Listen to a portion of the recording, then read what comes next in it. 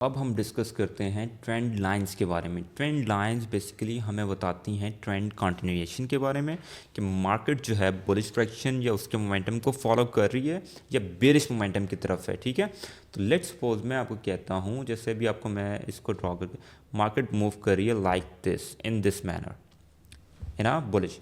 आपने क्या करना होता है, मार्केट में जो भी आपके जो हाइज होते हैं, ठीक है, टॉप, ठीक है, उसके अकॉर्डिंग आपने लाइन, आपको यहाँ पे मैं टूल बता दूंगा, ठीक है, तो ट्रेंड लाइन के नाम से वो टिल्ट फॉर्म में आपकी, स्लोपी फॉर्म में आपकी लाइन ड्रॉ होती है। आपने उन हाइज को मार्क करके एक लाइन, ट्रेंड लाइन ड्रॉ कर देनी है, सेम एज इट इज़ जो आपकी मार्केट मूवमेंट के जो लोज बने हुए होंगे उसमें भी आपने उन लोज के अकॉर्डिंग ट्रेंड लाइन को ड्रॉ कर देना है।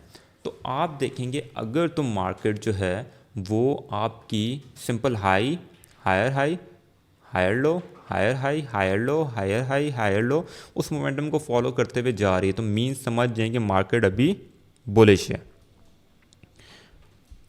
अगर इन केस मार्केट जो है इसमें आपको उस ट्रेंड लाइन को ब्रेक करती है, उस रीजन को फर्दर आप देखते हैं, आप इस चीज़ को मॉनिटर करते हैं कि मार्केट जो है जब तोड़ने के बाद अब अपने जो हैं हाइज उसी मोमेंटम के साथ बना रही है फर्दर, कि उसका अपना मोमेंटम शिफ्ट कर रही है। अगर तो वो अपनी जो है लाइंस को, इस मतलब स्ट्रक्चर को ऐसे बनाएं कि अब जो है पहले यूँ जा रहे थे हायर हाई बना बना के, अब तोड़ने के बाद वो इस जो प्रीवियस जो उसने जो बनाया हुआ था अपना लो, उसको तोड़, बल्कि नीचे की तरफ मोमेंटम आ गया और डाउन साइड पे हो गया।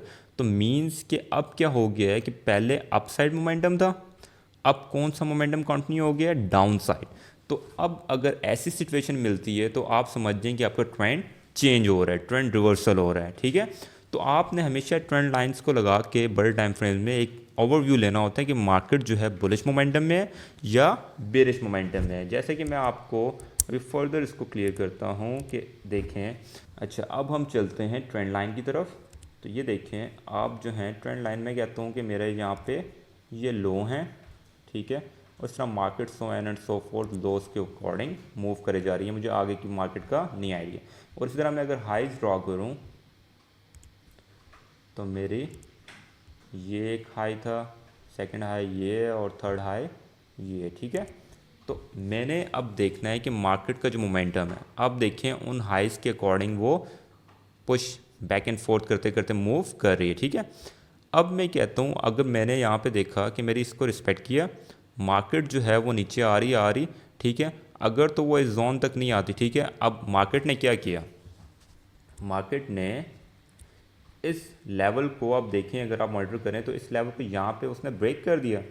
ठीक है, अब उसने अगर ब्रेक किया है तो आपने ये चीज़ मेक श्योर करनी है कि अब जो आपका जो मोमेंटम है, कि आपका जो मोमेंटम कैरी हो रहा है, कि अब अगर आप दोबारा से एक ट्रेंड लाइन ड्रॉ करें, मतलब आगे का ओवरव्यू आपको नहीं आइडिया, ठीक है, और उसके जो सराउंडिंग जो थी आपने उसके अकॉर्डिंग भी आपने उसको आगे फर्दर एक्सटेंड कर दिया।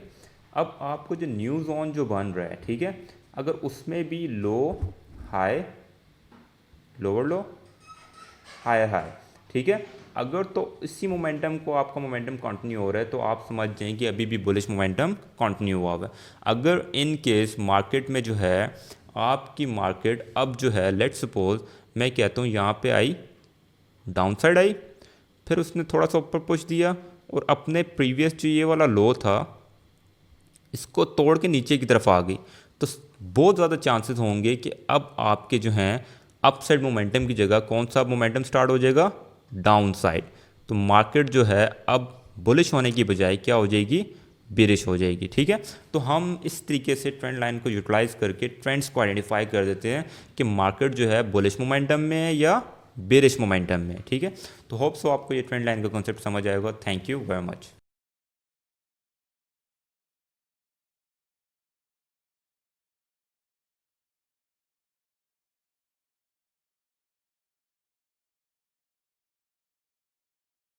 अब हम डिस्कस करेंगे कि मूविंग एवरेज का इंडिकेटर आप कैसे लगाएंगे। ठीक है, और उसको कैसे यूटिलाइज़ करेंगे कि ट्रेंड कंटिन्यूशन में कैसे वो हेल्प आउट करेगा आपको, अच्छा एक जोन, सपोर्टिव जोन, जो रेजिस्टेंस जोन को फाइंड आउट करने में कैसे हेल्प आउट करेगा। तो फर्स्ट ऑफ ऑल आपने अपना मेटा ट्रेडर में हम आपको रिकमेंड करेंगे कि आप XG को यूटिलाइज़ करें, ठीक है, क्योंकि अभी मैं आगे आपको वॉल्यूम का भी डिस्कस करूँगा। तो वॉल्यूम के लिए आपको XG का वॉल्यूम बेस्ट है, क्योंकि उसके लिए हमने टेस्ट किए हुए हैं, अपने एनालिसिस किए हुए हैं, उसकी परसेंटेज रेशो उसके वॉल्यूम की भी हाई होती है और उससे आपको एनालिसिस भी अच्छे मिलते हैं। चलें अभी मूविंग एवरेज को ही मैं आपको इम्प्लीमेंट करने का तरीका बता रहा था। आपने इधर जाना है इंसर्ट के ऊपर, इधर आप इंडिकेटर्स के ऊपर जाएंगे तो आपको यहाँ पे ट्रेंड का ऑप्शन शो होगा। ट्रेंड पे जब आप टैप करेंगे तो टैप करने के बाद ट्रेंड को जब आप टैप करेंगे तो आपको ये मूविंग एवरेज का ऑप्शन नज़र आएगा, ठीक है। तो जैसे ही आपने इसको ओपन किया तो आपसे ये इसकी प्रॉपर्टीज़ ओपन हो जाएंगी, ठीक है। पैरामीटर्स में वो आपसे पूछेगा कि पैरामीटर्स में आपको कितने पीरियड मींस कि आप जो हैं कितनी कैंडल्स की एवरेज निकालना चाहते हैं अपनी उसकी लाइन को लगाने के लिए, ठीक है। लेट्स सपोज मैं अभी आपको 50 की आपको मैं इम्प्लीमेंट कर देता हूँ, 50 हो गया, ठीक है। और सेकेंड आप ये कलर फॉर्मेशन कह रहा है कि आपने कौन सा कलर सेट करना है। थर्ड आप यहाँ पे अगर आएँ तो थिकनेस के बारे में, ठीक है, उस लाइन की मूविंग एवरेज की लाइन की थिकनेस कितनी रखनी है। तो मैंने इसको ओके कर दिया, ठीक है। तो आप देखें कि ये जो मेरी रेडिश लाइन है ये मूविंग एवरेज है, ठीक है। अब आपने अभी मैंने 50 की मूविंग एवरेज लगाई है, ठीक है। जैसे आप 100 की मूविंग एवरेज लगा सकते हैं, 150 की, ठीक है। जितना आप पीरियड बढ़ाते जाएंगे, ठीक है, तो मोर चांसेस, मोर एक्यूरेसी उसके अंदर होगी कि ऑप्ट करेंगे कि यार वो अच्छे सपोर्टिव जोन आपको मिलेंगे। अब जिस तरह मैं आपको बताऊं कि ये देखें मार्केट जो है मूव करते करते करते इसके पास ही मूविंग एवरेज के, ठीक है। अब आप देखें कि जैसे ही वो इसके जोन के पास आए, ठीक है, तो हमें पता था कि यार 50 की मूविंग एवरेज को ये टच करने लगी है, तो बहुत ज़्यादा चांसेस है कि ये जो जोन है वो as a support zone act करे, ठीक है, और मार्केट इसको ऊपर पुश दे दे। तो देखें स्मूथ तरीके से मार्केट ऊपर जाना स्टार्ट करिए। सेम एज इट इज़ मैं अगर बैकवर्ड आऊँ तो आप ये देखें कि अब मार्केट जो है दोबारा इसी जोन में एवरेज के अकॉर्डिंग आई और फर्दर वो जाना स्टार्ट कर दिए, ठीक है। तो आपने इस तरीके से चीज़ों को मूविंग एवरेज को यूटिलाइज़ करना होता है। सेम एज इट इज़ इसी तरह अगर मैं कहूँ कि मुझे जो है कि अभी इसमें इंडिकेटर्स की फॉर्म में अपनी मूविंग एवरेज की रेशियो बढ़ानी है, तो आपने उसी में जाके उसका पीरियड बढ़ा देना है, ठीक है।